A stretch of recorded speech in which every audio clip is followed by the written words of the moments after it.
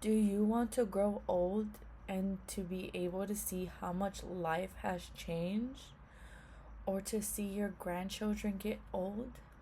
How many people have to die every year so that we can start taking smoking cigarettes more seriously?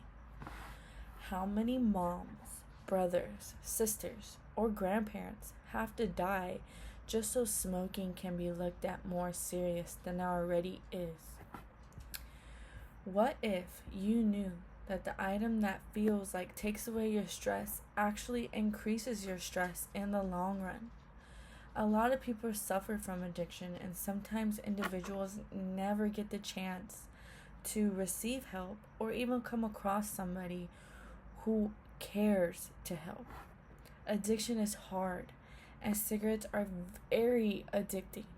Just think about a bad habit and how hard it is to get rid of that. I have been around those who suffer from addiction, so I have been able to see how it affects someone from the start to the end. It's very sad and devastating to see someone's face change to the point where they're not recognizable. Everyone should care because we all know at least someone who smokes cigarettes, who we would not want to see sick or die. It's also very common for someone to get stressed out and try to find an outlet that maybe isn't the correct way. Cigarettes are highly addicting, and smoking cigarettes can cause more than just disease in your body. It can increase your levels of anxiety and depression, and worst of them all, it can cause death. Someone who smokes cigarettes should stop smoking cigarettes because it's actually doing the opposite of helping you out mentally. I want to start off by saying that I only want to help people become more aware. Addiction is hard, and I don't expect anyone to quit in a day or right away. You might feel like smoking helps calm down your anxiety, but it's actually making you feel worse after that feeling is gone.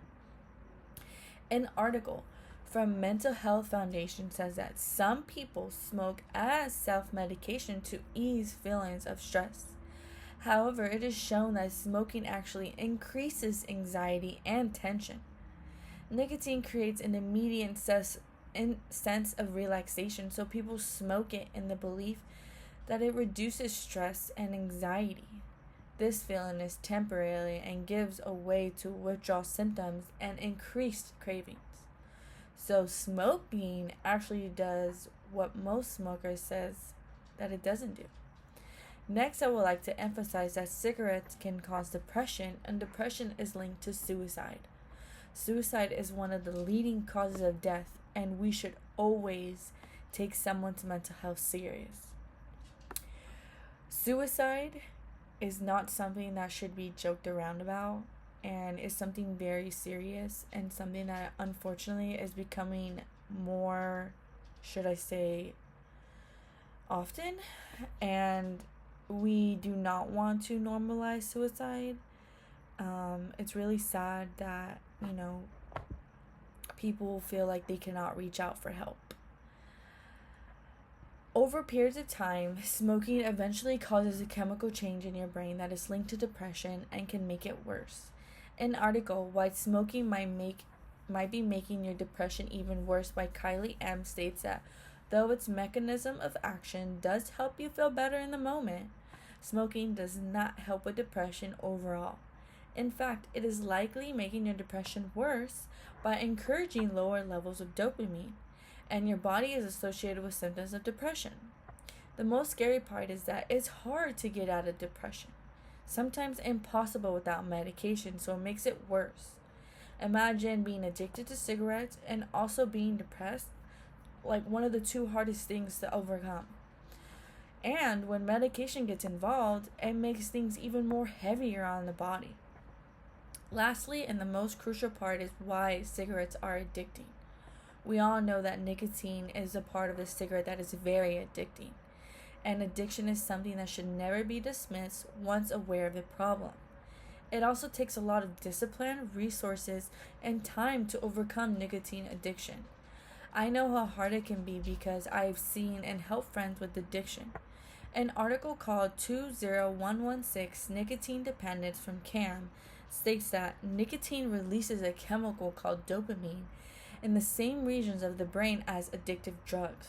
It causes mood altering changes that makes a person temporarily feel good when you smoke nicotine. And when it gets to the brain within 20 seconds, it is very addictive, comparable to opioids, alcohol, and cocaine. We all like to feel good. I know I like when my brain produces dopamine naturally because I feel happy. I could only imagine how good it must feel smoking a cigarette on a stressful day and how it would make me feel. To finish, cigarettes are, like I said, highly addicting, and smoking cigarettes can cause more than just diseases in your body. It can increase your levels of anxiety and depression, and the worst one, cause death. If we do what's best for ourselves now, then our older selves can thank us later. Someone who smokes cigarettes has been brainwashed to think they are actually helping themselves by smoking to reduce stress and depression. Smoking cigarettes is not something easy, and if it was easy, everyone would be able to do it and nobody would be addicted to cigarettes. There are other ways to come about. If you feel like you can go cold turkey, a way to help is on chewing on sugarless gum or something hard to keep your mouth busy. It may stop the psychological need to smoke, but that is not the realistic way. Another way you can do it is by slowing down. If you smoke a pack a day, then you can go half pack. And that right there, you already will feel the impact of your body and not being able to smoke the regular amount that you smoke. There are also other ways like groups and patches. Whatever works for you, you gotta find a way that works for you. But there is a way. As long as that you choose yourself, there is something that you can do for yourself. Thank you.